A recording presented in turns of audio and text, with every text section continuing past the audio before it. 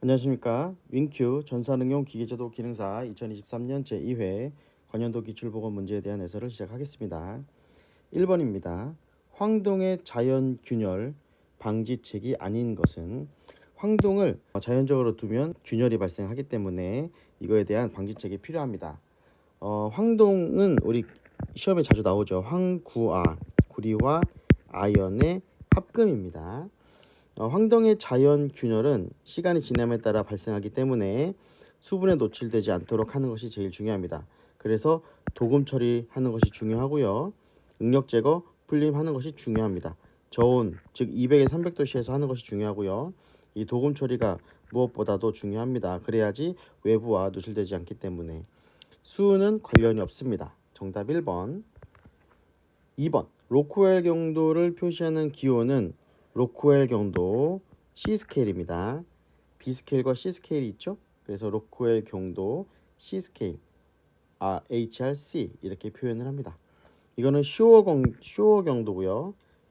브리넬 경도, 비커스 경도. 자, 이렇게 표시를 하는 겁니다. 3번입니다. 순수화 비중이 2.7이다. 2.7은 당연히 알루미늄입니다. 1.7은 마그네슘. 자, 이렇게 이해하시면 되겠고요. 구리는 9 생각하시면 돼요. 8.9. 텅스텐 19.1. 자, 이렇게 텅스텐은 주로 많이 나오진 않는데 구리나 마그네슘, 알루미늄은 자주 나옵니다. 자, 그래서 이 알루미늄은 주조가 쉽고 가벼울 뿐만 아니라 대기 중에서 내식력이 강하기 때문에 전기와 열의 양도체로서 다른 금속과 합금하여 많이 쓰입니다. 자, 비중 문제 알아봤습니다.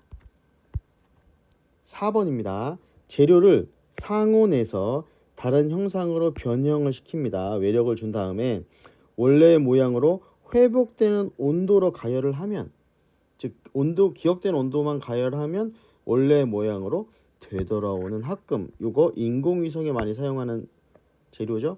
형상 기억 합금입니다. 5번입니다. 열 처리 방법과 그 목적에 대해서 틀린 거예요. 열 처리라고 하면 여기 기본 4단계 열 처리네요.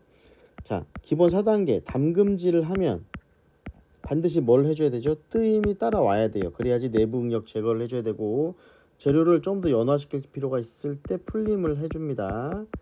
그런 다음에 재료를 표준화 조직으로 만들어주기 위해서 불림 처리를 합니다. 자, 담금질은 퀸칭이에요. 템퍼링, 풀어, 어닐링, 불림은 노멀라이징. 이렇게 영어식 표현이 있습니다. 자, 틀린 것을 보면, 자, 불림은 뭐냐면 소재를 일정 온도에서 가열 후 공랭시킨다. 자, 풀림, 재질을 단단하고 균일하게 한다. 단단하고 균일하게 한다. 요거 담금질에 대한 내용입니다. 자, 담금질, 급냉시켜 재질을 경화시킨다. 맞고요. 뜨임, 담금된 것에 인성을 부여, 그리고 내부 응력 제거. 자, 그래서 정답은 2번이에요. 나머지 불림, 담금질, 뜨임은 맞는 표현입니다. 정답 2번입니다. 6번입니다. 합성 수지와 관련된 문제고요. 합성 수지는 인공적으로 합성된 고분자의 화합물을 뜻하는 겁니다. 즉 플라스틱과 같은 합성 물질이고요. 합성 수지의 공통된 성질 중에서 옳지 않은 거예요. 가볍고 튼튼하고 전기 절연성이 좋고 가공성이 크고 성형이 간단하다. 형상을 만드는 게 절차 간단해요. 그런데 열에 약하죠. 그래서 3번은 틀린 표현입니다. 7번입니다. 항온 열 처리의 종류에 해당하지 않는 것. 우리가 재료를 만들음에 있어서 담금질과 같은 급냉 절차도 있지만 온도를 일정 온도에서 유지를 하고 다시 냉각시키는 이런 항온의 과정, 온도를 일정하게 유지하는 과정을 거쳐서 재료를 만들기도 하거든요. 이 항온 열 처리 종류에는 항온 풀림과 항온 뜨임과 항온 담금질이라는 게 있습니다. 자, 이 중에서 오스 드로잉이라는 것은 존재하지 않습니다. 정답 4번, 7번 읽어보시면 되겠습니다. 8번입니다. 내열용 알루미늄 합금 중에서 Y 합금. 이거 알루미늄 합금 중에서 Y 합금과 두랄루민, 이거 조성 비슷하니까 이거 시험에 자주 나오고 알고 있어야 되겠죠? 알, 구, 마, Y에서 니켈. 그 다음 두랄루민은 알, 구, 마그네슘과 민이니까 망간. 이렇게 암기하시면 된다 그랬어요. 그래서 니켈, 알루미늄, 구리, 마그네슘, 니켈, 알구마니. 정답 4번입니다. 9번입니다. 금속 재료를 고온에서 오랜 시간 외력을 걸어 놨는데 시간에 따라서 서서히 그 변형이 증가한다. 크리프. 시험에 아주 자주 나옵니다. 크리프입니다. 10번입니다. 내식용 알루미늄 합금이 아닌 것은, 우리가 알루미늄의 합금의 종류에는 크게 세 가지로 나눕니다. 우리 아까 8번에서 봤던 내열용 합금, 알루미늄 합금은 주조용에 속합니다. 그래서 알루미늄 합금은 주조용, 가공용, 내식용으로 이렇게 나뉘는데, 내식용 알루미늄 합금에는 알민과 알드레이, 하이드로날륨 이렇게 세 가지가 속합니다. 그래서 알루미늄에 망간, 마그네슘이나 실리콘, 마그네슘이 속한 것들은 우리가 부식에 강한 내식용에 속하고요. 주조용에는 라우탈이 속합니다. 그래서 알구C, 라우탈 알아두시면 좋을 것 같습니다. 11번입니다. 재료의 성질에 대한 문제인데, 물체가 변형의 외력에 의해서 변형에 견디지 못하고 파괴되는 성질이에요. 인성과 반대되는, 인성은 잘 버티는 것에 반대되는 성질, 취성입니다. 취성. 전성은 잘 퍼지는 현상, 탄성은 재료 외력에 가했다가 제거했을 때 원래대로 복원되는 성질, 소성은 외력을 가했을 때 복원되지 않고 그대로 남아있는 게 소성입니다. 그래서 탄성 100%, 소성 100%는 서로 반대되는 성향을 뜻합니다. 자, 취성은 철에다가 탄소를 최대 6.67%까지를 합금을 한 게 시멘타이트인데요. 이 시멘타이트는 취성이 너무 강해서 기계 구조용 재료로 쓸 수가 없어요. 그래서 요 이상 되는 거죠. 요 이상 되는 거는 기계 구조용으로는 잘 사용되지 않는다. 이렇게 이해하시면 되겠습니다. 12번입니다. 황동과 관련된 문제인데요. 황동은 우리 암기법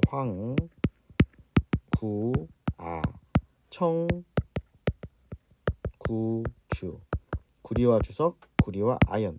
자, 그래서 우리 연신율 최대는 구리가 30% 합금된 거고요. 인장 강도 최대는 40% 합금된 거였습니다. 자, 그래서 요런 부분이 이제 6대4 황동이죠. 그래서 구리에 아연이 합금되면 합금될수록 좀 더 재료가 강해진다. 이렇게 보시면 되겠고요. 여기에 철이 1~2% 추가적으로 합금되면 강도와 내식성이 향상되고, 그래서 이러한 특수용 기계에 사용이 됩니다. 요거 우리 델타 메탈 이렇게 보시면 되겠습니다. 나머지 읽어보시면 되겠고요. 13번입니다. 풀림. 열처리 4단계는 항상 많이 나오죠. 담금질을 하는 이유는 재료를 강하게 만들기 위해서 하는 거죠. 자, 담금질을 하면 반드시 필요한 거는 뜨임이에요. 뜨임은 내부 응력 제거하기 위해서, 그리고 인성 부여하기 위해서 하는 거고요. 그 다음에 제일 강한 재료를 좀 더 연하게 하기 위해서 풀림 처리를 하는 거고, 재료를 표준 조직, 즉 고르게 만들기 위해서 불림, 노멀라이징이죠. 불림 처리를 하는 겁니다. 자, 요 열처리 4단계 중에서 풀림은 냉각 가공 시, 즉 재결정 일어나지 내는 온도 이하에서 가공하는 거. 냉각 가공 시 재료가 경화되지 않습니다. 풀림은 재료를 연화시키는 게 목적이기 때문에 1번이 틀린 표현입니다. 14번입니다. 철 탄소계 평형 상태도 상에서 탄소를 2에서 6~7%까지 합금하는 거 주철이죠. 자, 철은 탄소 함유량에 따라서 순철, 강, 주철 이렇게 구분이 되죠. 순철은 철에다가 탄소가 0.02% 이하, 0.02% 이하의 탄소가 함유된 거. 강은 0.02에서 2%까지의 탄소가 합금된 거. 주철은 2에서 6.67%까지의 탄소가 합금된 거고요. 요 이상은 사용하지 않아요. 왜? 취성이 너무 강해서 잘 깨집니다. 자, 요거 시험에 자주 나오니까 꼭 암기해 두십시오. 정답 3번. 자, 나사의 유효 지름을 측정할 수 없는 거. 자, 나사의 직경은 유효 지름으로 표시를 하죠. 자, 그래서 이 유효 지름은 나사 마이크로미터라든지 투영기, 공구 현미경 이런 걸로 측정이 가능합니다. 그렇지만 이 두께 버니어 캘리퍼스 같은 경우는 이 두께를 측정할 수가 있는 거예요. 이렇게 생겼어요. 이 캘리퍼를 가지고 이렇게 측정이 됩니다. 그래서 요 이두께 버니어 캘리퍼스 이건 마이크로미터인데요. 이런 것들은 유효 지름을 측정할 수 없다. 정답 4번입니다. 자, 16번. 이런 문제는 간단해요. 이런 문제가 나오면 피치 나사산과 나사산 사이의 거리 이거를 몇 등분으로 쪼개 있냐 이것만 이해하시면 돼요. 그러면 이게 최소 측정 값이에요. 마이크로미터 스핀들 나사의 피치가 0.5래요. 그러면 0.5 써놓고 그럼 몇 등분 했어? 100등분 0.005가 최소 측정값. 이렇게 쉽게 구할 수 있습니다. 정답 3번.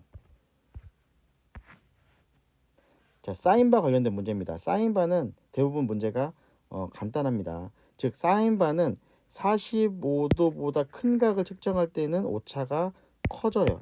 그래서 사인바는 45도 각도보다 이하에서 사용을 해야 됩니다.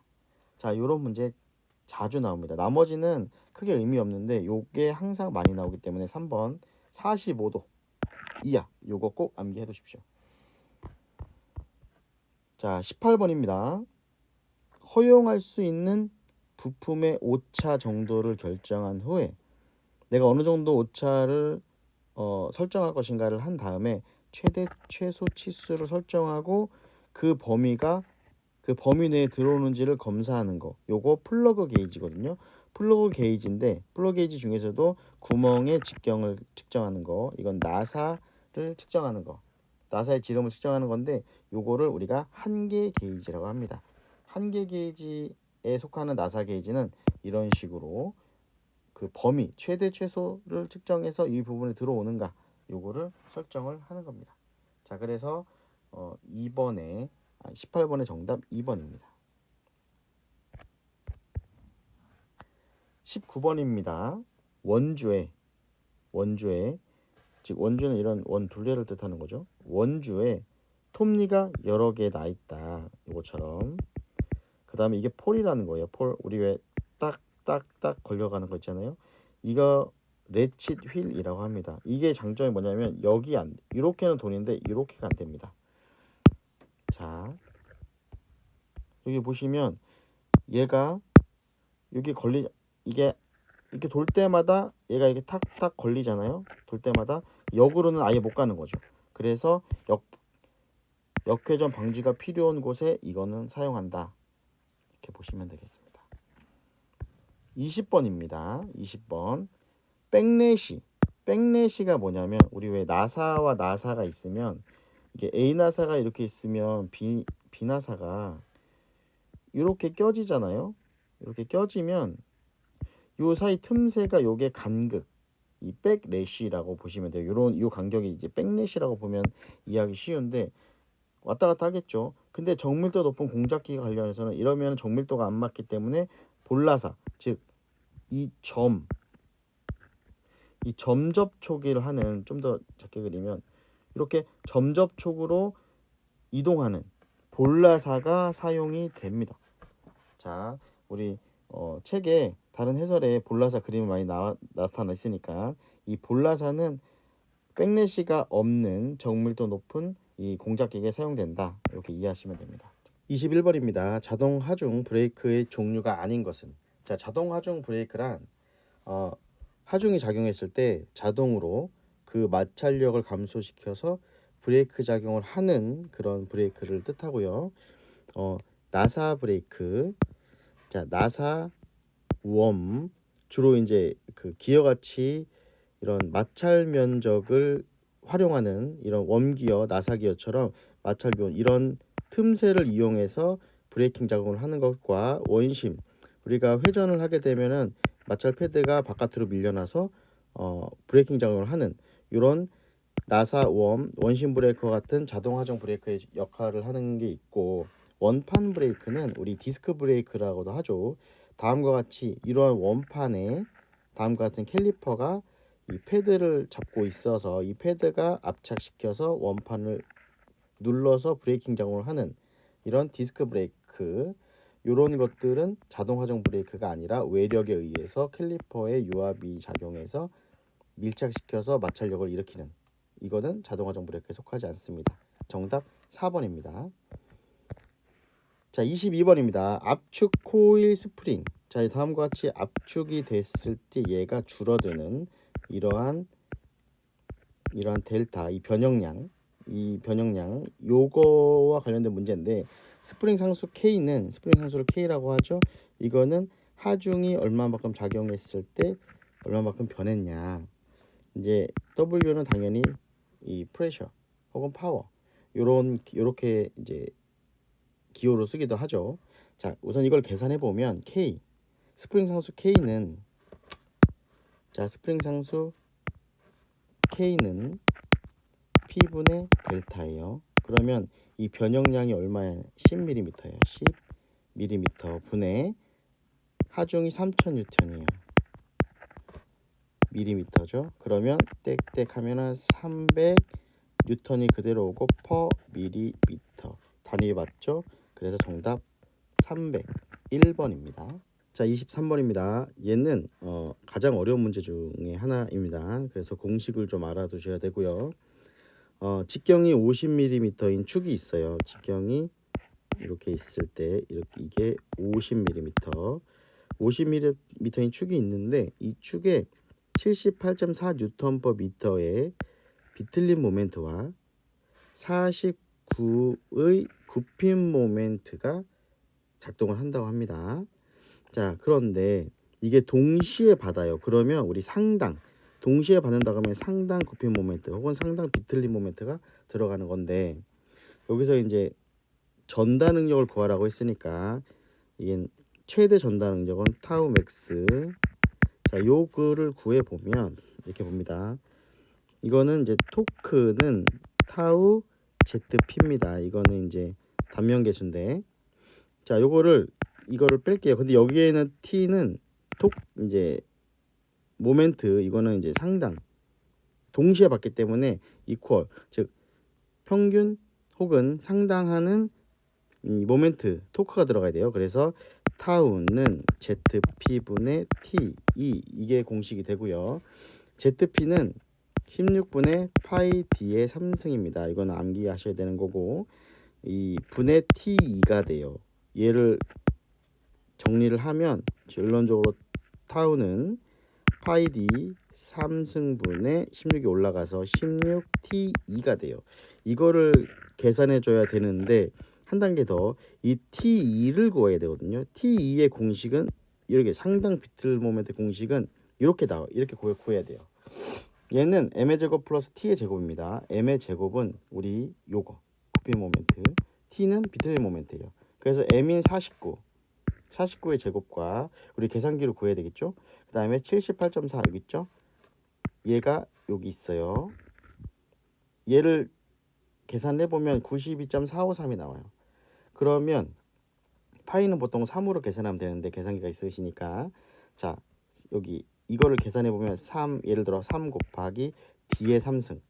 D는 근데 이제 여기 파스칼이잖아요. 파스칼은 뉴턴 퍼 미터의 제곱이에요.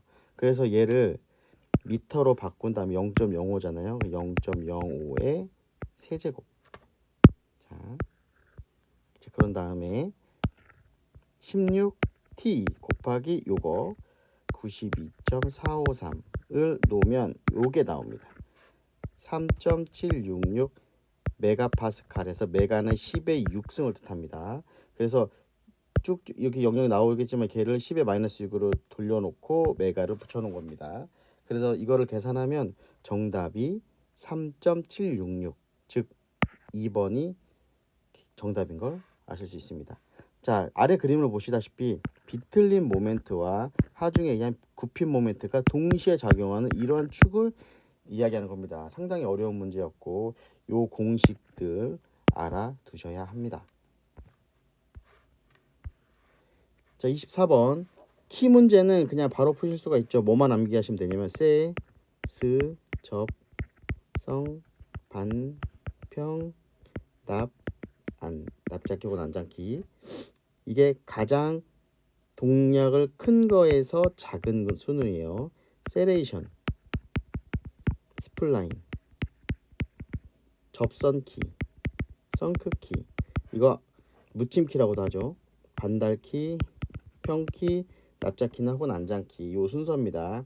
여기에는 키가 붙지 않는 이유는 자체가 키인 거고 얘는 축과 보스 사이에 별도의 키가 존재하는 거. 자, 얘는 키 없이 그냥 묻힘 그 마찰면으로만 작용하는 거고. 자, 그래서 이 전달 강도 순서를 외우신다면 세스 얘가 가장 큰 거. 여기에서 이렇게 치면이 대각선으로 나온 요게 세레이션인 거를 아실 수 있습니다. 정답 4번. 25번입니다. 지름이 20mm이고 길이가 500mm인 탄소 강제에 인장하중이 작용합니다. 자, 이러한 탄소 강제가 있을 때 인장하중이 작용한다는 겁니다. 길이가 502가 되었어요. 자, L 다시 빼기 L은 500 마이너스 502 마이너스 500은 2mm가 변형이 된 거예요. 자, 처음 길이 500분의 나중 길이 즉 변형된 길이는 2예요. 그러면 500을 2로 나눠 0.0000004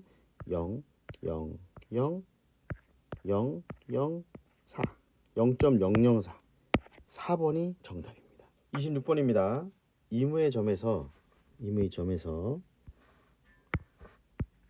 자, 직선거리 L만큼 떨어진 곳에서 힘 F가 수직하게 작용할 때 발생하는 모멘트를 구하여라. 모멘트는 회전하는 힘입니다. 회전하는 힘이고요. 회전하는 힘인데 이처럼 이제 회전하려고 하는 곳에서 발생하는 힘이고요. 여러분들이 이해하기 쉽게 요 그림을 갖고 온 거입니다. 자, 그래서 굽힘이 발생하면 굽힘 모멘트, 비틀림이 발생하면 비틀림 모멘트가 발생합니다. 물론 여기서 힘을 작용하면 요 볼트에는 비틀림 모멘트가 작용을 하겠죠. 그런데 이해하기 쉽게 요 그림을 이제 활용하는 거고, 자, 모멘트는 힘이 작용하면 거기에서부터의 직선 거리를 뜻합니다.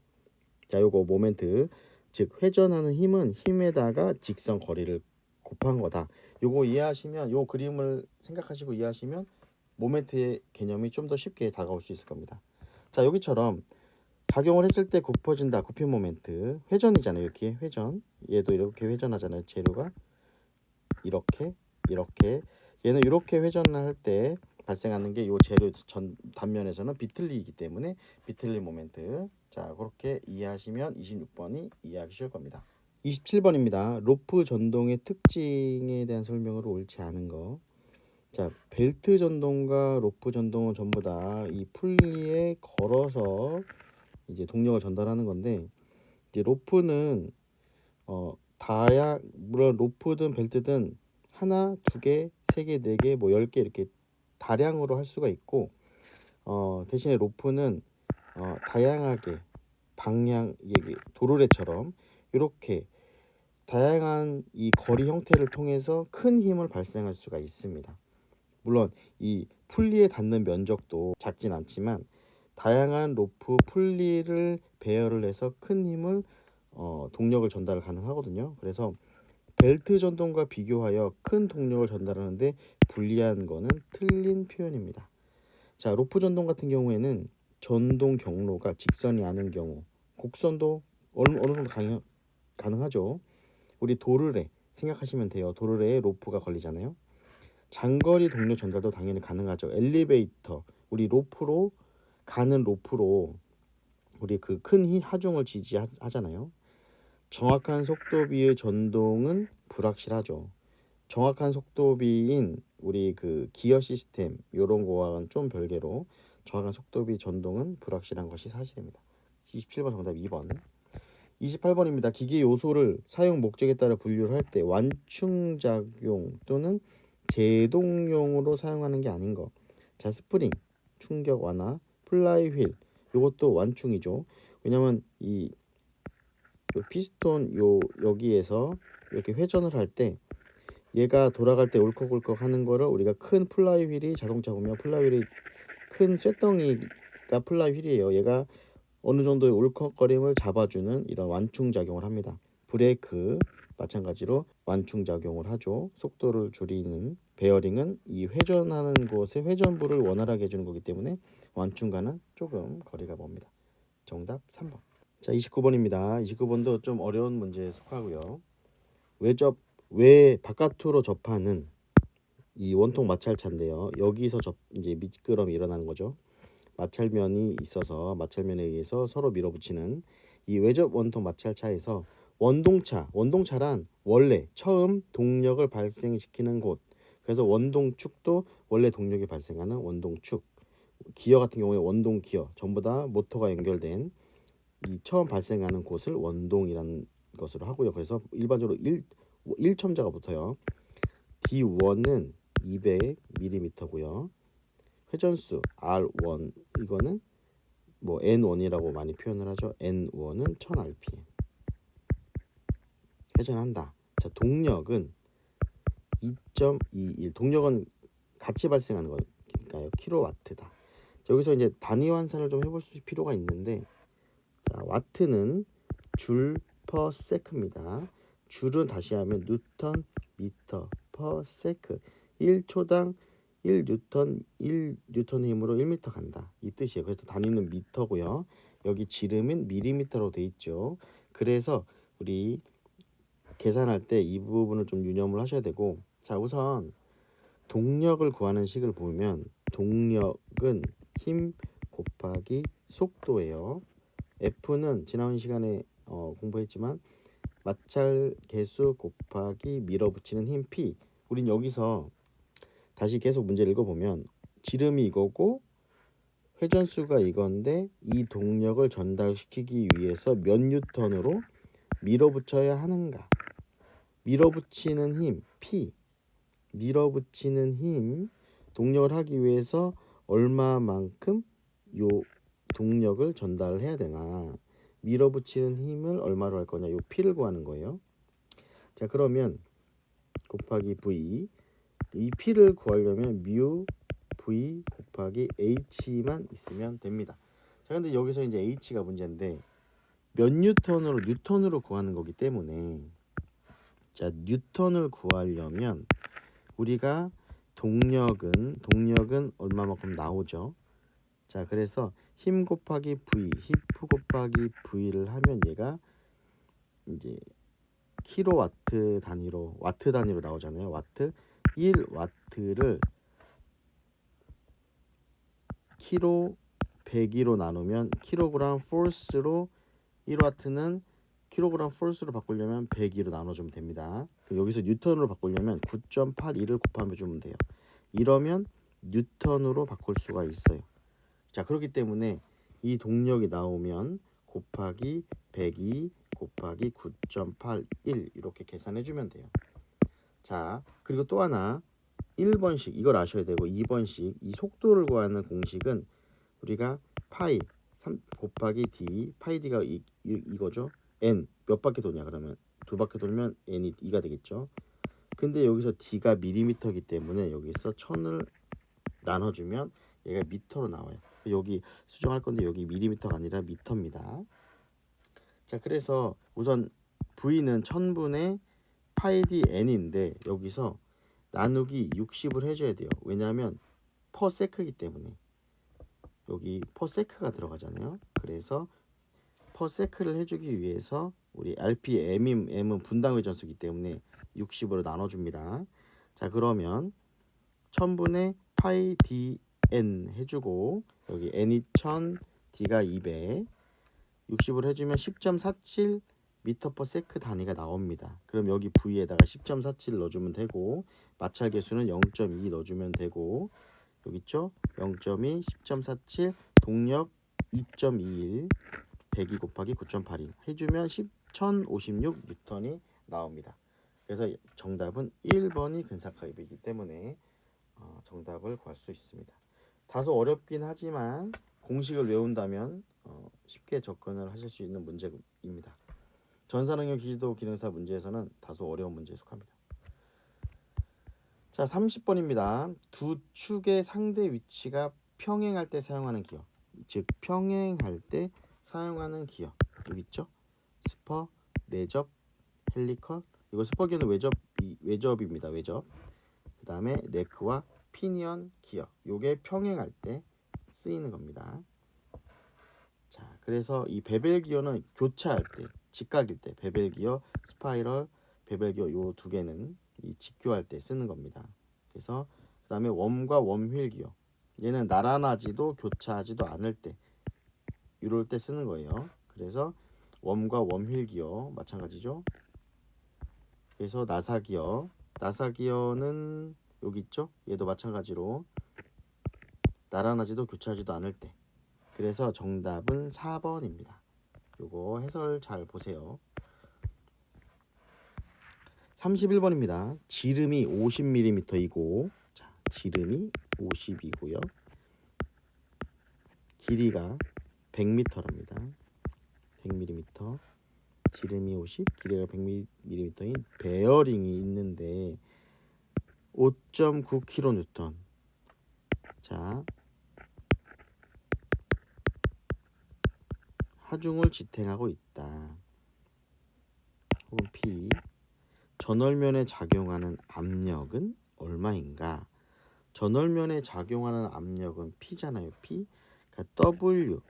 하중은 작용하는 압력. 하중은 압력 곱하기 지름 곱하기 L입니다. 전월은 이렇게 축과 같은 면인데 이거를 반으로 딱 짜게 이렇게 힘이 작용하는 면적을 보면 이게 DL이잖아요.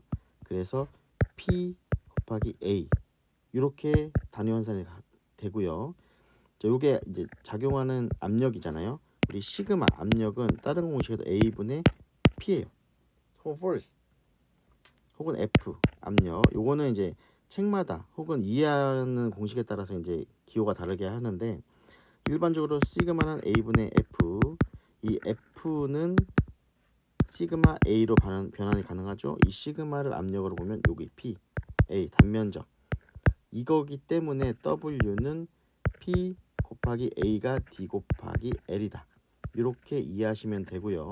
자, W는 P 곱하기 D 곱하기 L이면 자, P는 DL분의 W예요. 그러면 D 50 곱하기 100 분의 W 5.9 kN. 이거 계산하면 되는데 요게 이게 밀리미터 제곱으로 나오잖아요. 그래서 얘를 밀리미터를 미터로 바꾸면 0.05 곱하기 0.1 이렇게 5.5900 이렇게 계산을 하시면 다음과 같은 계산식을 얻을 수가 있습니다. 자, 여기 자, 그래서 1.18이 정답인 거를 알 수 있습니다. 자, 여기서 중요한 건 이 전월면이라는 게 A가 어떻게 구하냐. 얘가 여기 DL이다. 이게 핵심입니다. 32번 키 문제입니다. 키 문제 나오면 세스 접성 반평 나반 이거 꼭 생각하시고요. 한번 써보세요. 세스 접성 반평 납작키를 혹은 안장키 이렇게 같이 부르는 말이에요. 가장 널리 쓰이는 키다. 이건 묻힘키. 축과 보스 양쪽의 키움을 판다. 이거 썬크키 혹은 묻힘키. 자, 요거예요. 정답 1번. 자, 33번 외접하고 있는 원통 마찰자의 지름이 각각 D1이 240, D2가 360이라고 합니다. 중심거리는 이렇게 요거에서 이 반만 구하면 되잖아요. 그러면은 하나가 240의 반은 120, 360의 반은 180. 합하면 300. 쉽게 구할 수 있죠. 계산식을 모르더라도 그림을 이해하시면 좀 더 편합니다. 자, 34번. 동력을 전달하는 장치로서 운전이 조용하고 CVT 무단 변속을 할 수 있지만 일정 속도비를 얻기 힘들다. 마찰차예요. 마찰차. 우리 계속 문제가 많이 나왔었죠. 마찰차입니다. 자, 35번. 스퍼 기어에서 모듈이 사고요. 피치원 지름이 PCD가 72입니다. 이 높이는 뭐냐? 전 기어에 보면 이렇게 2가 있잖아요. 여기 2뿌리원이고 이렇게 있으면 여기서 여기까지가 우리가 모듈입니다. 여기서 여기까지가 1.25m이에요. 공식이. 그러면 H 이 높이는 2.25 모듈 이겁니다. 그러면 2.25 곱하기 모듈이 4예요. 자, 이거를 계산하면 4, 5, 20, 4, 2, 8, 90, 9. 9입니다. 9.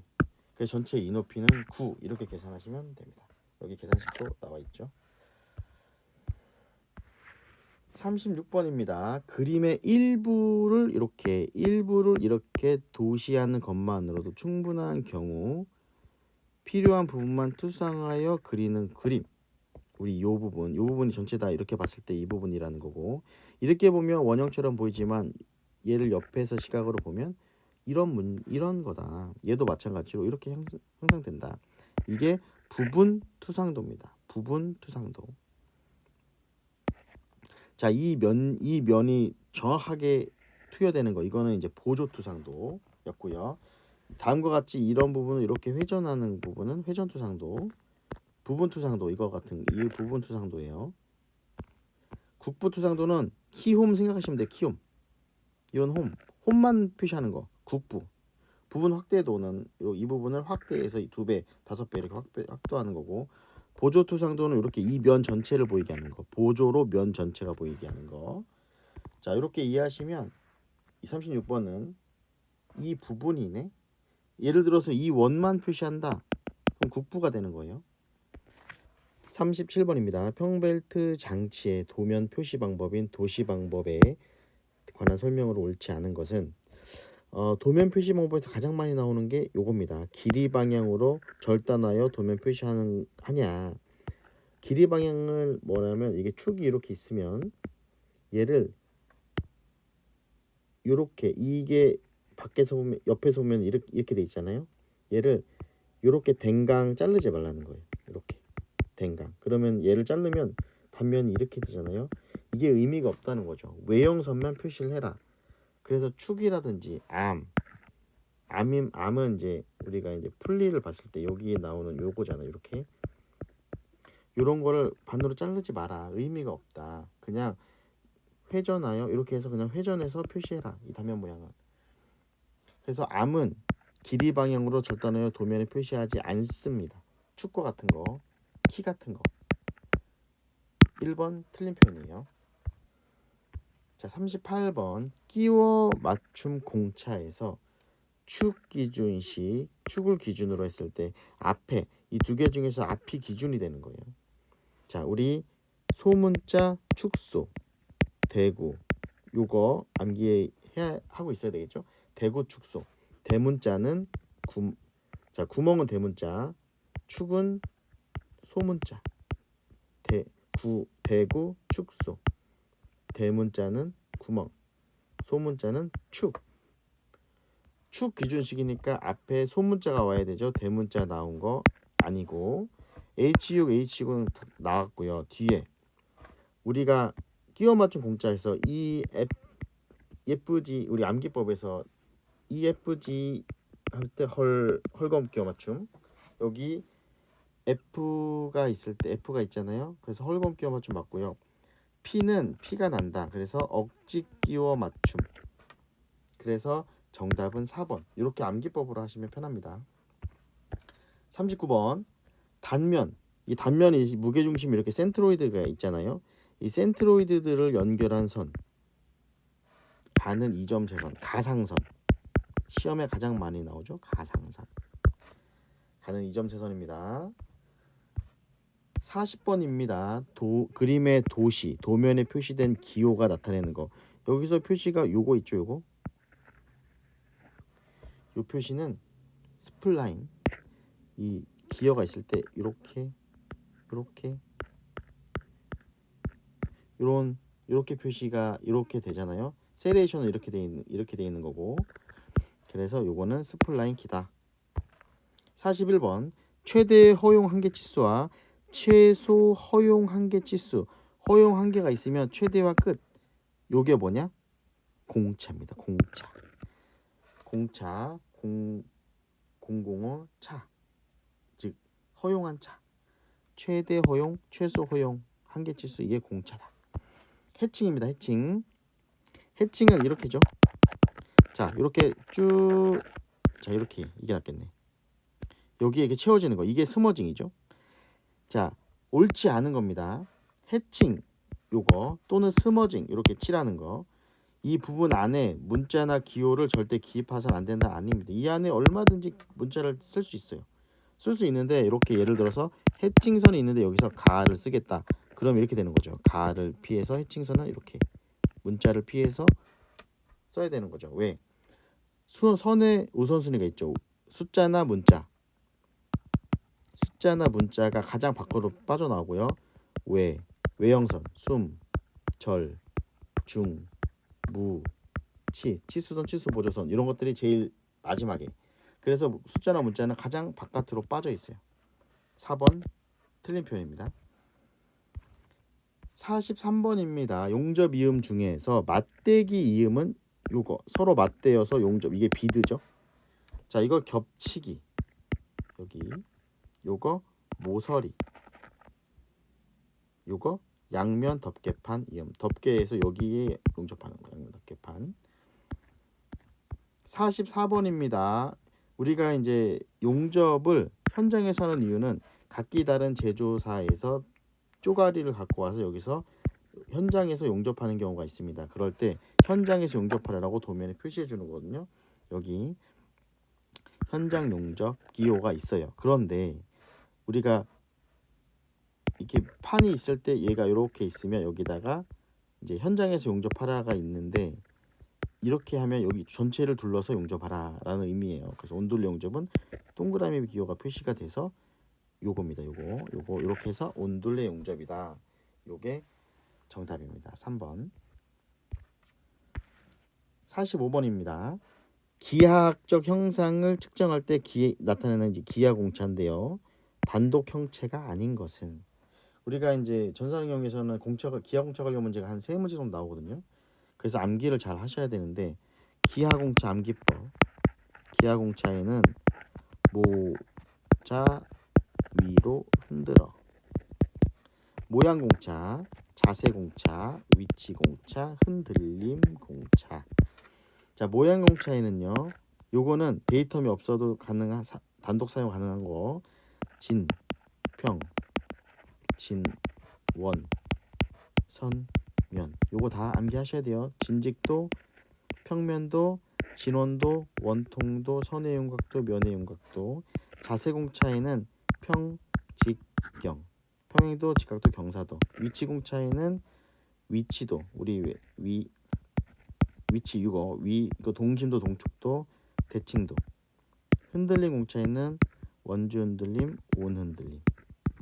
요거를 계속 써보셔야 돼요. 그래서 요거는 꼭 아셔야 되고 단독 형체 요거 단독으로 즉 데이텀 없이 기준면 없이 사용할 수 있는 거는 모양 공차고 진직도, 진평, 진원, 선면, 경사도는 자세 공차에 속하기 때문에 아닙니다. 정답 3번. 46번입니다. 정면 앞에서 바라봤을 때가 정면이죠. 평면, 측면 하나의 투상면 위에 동시에 정면도, 우측면도, 평면도가 같이 있는 거. 예, 등각이죠. 등각 투상도. 정답 3번. 47번. 코일 스프링. 그래서 이게 D라면 이 소선의 직경 요게 소문자 D. 코일 스프링의 도면 표시의 원칙에 알맞지 않은 거. 스프링은 원칙적으로는요 하중이 걸린 상태로 도시하지 않습니다. 무하중 상태로 그려야 돼요. 48번 투상도 선택 방법에 대한 설명으로 옳지 않은 거. 자, 투상도.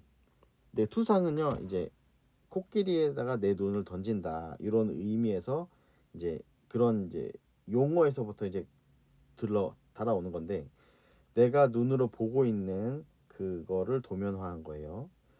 주투상도를 보충하는 다른 투상도는 명확한 이해를 위해서 되도록이면 많이 그리면 작업자가 헷갈리겠죠. 이것도 보고 저것도 보고 저것도 보고 하면은 시간이 오래 걸리잖아요. 즉 도면을 만드는 이유는 작업자가 빠르게 치수나 형태를 확인해서 만들게 하기 위함이지, 치수를 계산하고 많이 보고 더 많은 곳을 참고하게 하면 오히려 방해가 되거든요. 그래서 이거는 틀린 표현이다. 치수 보조 기호와 관련된 문제입니다. 구의 지름, 구 스피어의 반지름 레디어스 SR. 정답 3번입니다. 구의 지름은 이게가 되겠죠. 챔퍼 못하기 지름. 자,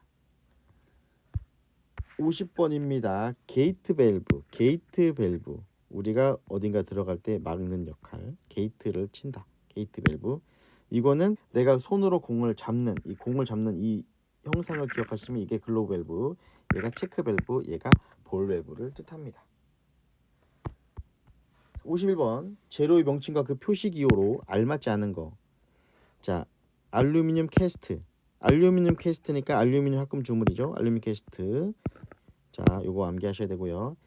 자, 스틸인데 니켈 크롬 강이에요. 스틸 니켈 크롬 강이죠.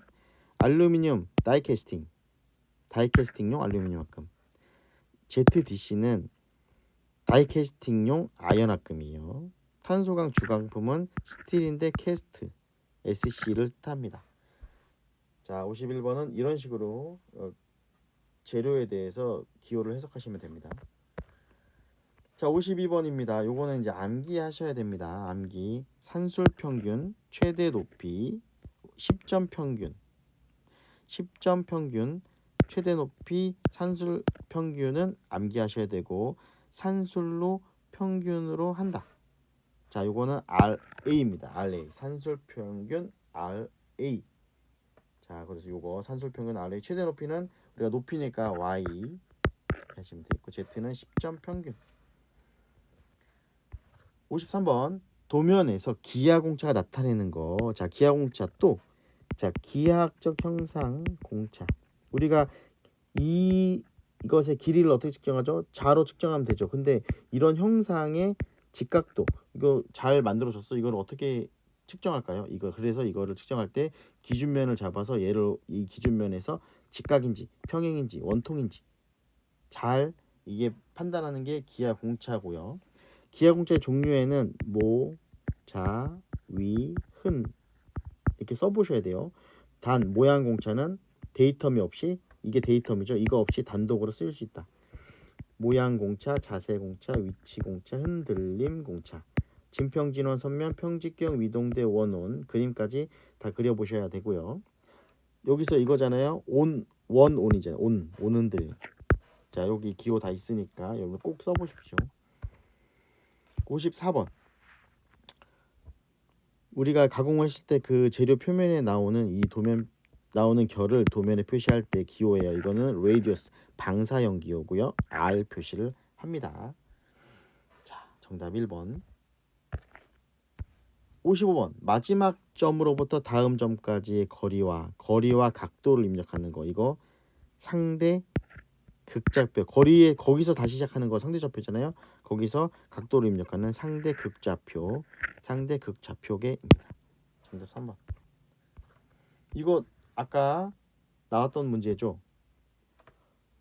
대상물의 구멍이나 홈, 우리 키홈도 이렇게 축이 이렇게 예를 들어서 있을, 여기 축이 이렇게 해서 이렇게 있으면 얘가 이렇게 표시를 하죠. 이렇게 따서 요거 국부토상도입니다. 여기에도 요만 표시했잖아요. 이렇게 대상물의 구멍이나 홈, 키홈과 같은 이런 것의 모양만을 나타낸 것으로 충분한 경우 그 부분만을 표시하는 거 국부투상도입니다.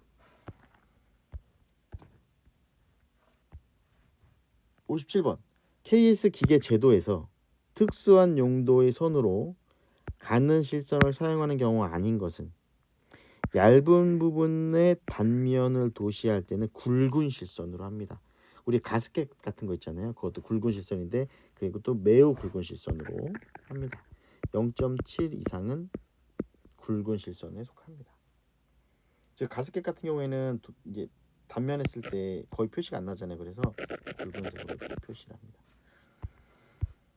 58번 다음 그림과 같은 도형에서 화살표 방향으로 본 투상을 정면으로 할 경우 우측면도 이거죠. 자 그럼 여기서 봤을 때 점점점이 무조건 여기 있어야 돼요. 그죠? 여기가 안 보이지만 여기 안에 경계가 있기 때문에 여기 없는 거 없죠? 이거 아니고 여기 이거랑 이거랑 있어요. 근데 직각으로 나타낸 면이 없어요. 이게 경사가 져 있어요. 그래서 이거죠. 정답 얘 아니고 2번. 자 입체도 문제는 이런 식으로 정답을 찾으면 됩니다. 59번입니다. 특징 형상 모델링에 대한 설명이 아닌 것. 자, 우리 모델링을 하는 데 있어서 다양한 기법을 하잖아요. 근데 특징 형상 모델링이라는 거는 어떤 원기둥이나 이 직각 기둥 이런 모서리를 이렇게 따거나 라운딩을 치거나 돌출시키거나 이렇게 특징 형상 기준을 만들어 놓고 여기에 맞게 내가 모델링을 하는 건데 특징 형상 내가 정해준 이 우리 왜 캐드 보면은 원형, 네모 이렇게 기본 단위들이 있잖아요. 슬롯 이것처럼 특징 형상은 설계자에게 친숙한 형상의 단위로 물체를 모델링을 할 수 있게 해주는 그런 그 어떤 그 버튼 여러분이 버튼으로 생각하시면 좀 편해요. 우리가 이게 돌출도 있고 우리가 네모 원 슬롯 이렇게 표시가 돼 있잖아. 챔퍼 따는 거 라운딩 지는 거 이런 형상 기준 마련한 형상을 생각하시면 되고요. 못따기, 구멍, 필릿, 슬롯, 포켓 이런 것들이 있어요. 특징 형상으로 내가 만들어 두면 되고 이거는 가공 단위가 될 수 있어요. 이 공정에서는 챔퍼만 하고 이 공정에서는 이 직각으로 만들고 이 끝부분을 라운딩 처리해라. 이렇게 공정 계획으로 사용할 수도 있습니다. 그래서 이렇게 단위로 사용할 수 있고 이 스위핑이라는 거는 그냥 솔리드 모델링을 하는 이런 기법으로서 내가 이러한 원을 이 경로를 따라서 돌출시켜라. 이렇게 형상을 만드는 것에 초점을 뒀다면 이거는 기법인 거죠. 약간 결이 다른데 이거는 기법이고 이거는 모델링 할 때 어떤 기본 단위를 만들어 놓는 거. 그래서 4번은 좀 별개의 해석입니다. 60번입니다. 다음 그림과 같이 절단된 편심의 원뿔이 전개법으로 이걸 전개를 할 거면 어떤 게 맞느냐? 원뿔이긴 하지만 이러한 형상은 삼각형으로 이렇게 나누어서 이렇게 만듭니다. 이게 더 효과적으로 만들 수 있기 때문에 이렇게 원뿔을 기준으로 했을 때 자르더라도 이렇게 삼각형으로 만들면 이 전개도를 만들기 쉽습니다. 그래서 전개도법에는 평행선법, 방사선법, 삼각형법이 있고요. 평행선법으로는 삼각기둥과 사각기둥과 같은 각기둥, 평각. 평행은 각기둥, 방사선은 뿔인데 삼각뿔이나 사각뿔, 각뿔이고요. 꼭지점이 기준으로 되어 있지만 삼각형법은 뭐냐면 꼭지점이 먼 각뿔이에요. 꼭지점이 먼 각뿔을 할 때는 삼각형법을 씁니다.